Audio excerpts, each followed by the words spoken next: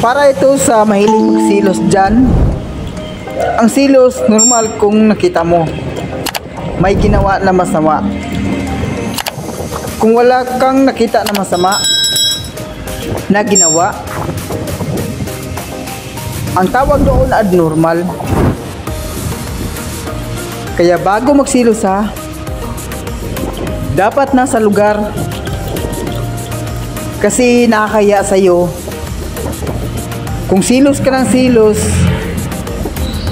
wala naman nakitang masama, kasabot ka.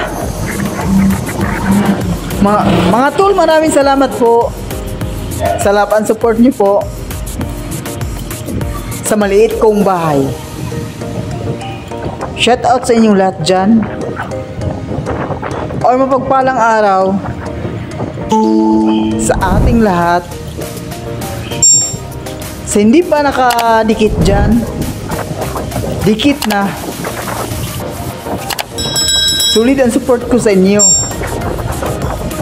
Thanks for watching mga tol.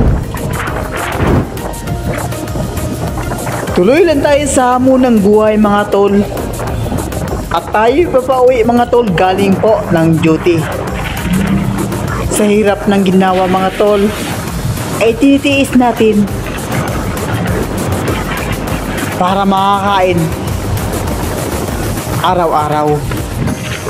Ginagawa ko po tol para makatulong po ito, makatulong man sa aking mama at sa aking mga kapatid.